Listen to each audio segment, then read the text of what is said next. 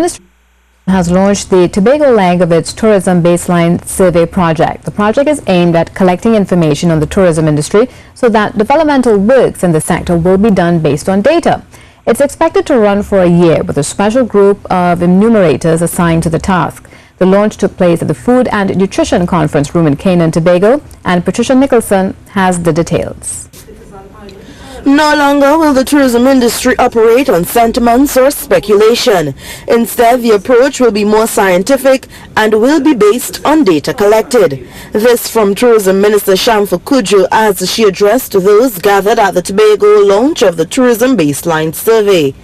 Our competitiveness as a tourist destination is being challenged by a struggling economic position and further compounded by the absence or inadequacy of the necessary infrastructure, standards and regulations, innovativeness, entrepreneurial spirit, strategy and institutions required for the protection and positioning of our tourism product.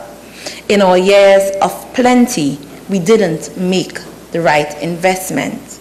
Minister Kudjo said data collection is paramount to taking the right actions for the development of the tourism sector. Rather than base these pertinent decisions on our feelings, very often you find in tourism entities somebody does something because somebody got the vibes too.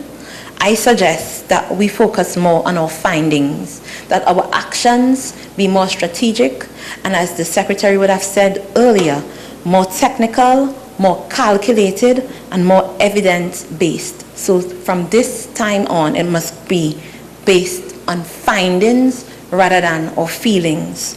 She said the data currently used is from the Central Statistical Office, which she said is oftentimes outdated and quite limited.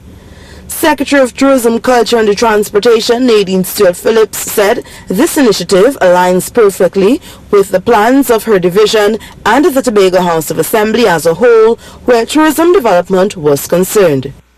As we compete with destinations within the region and beyond, we understand that our efforts in the area of product development and marketing requires a more technical and measurable approach.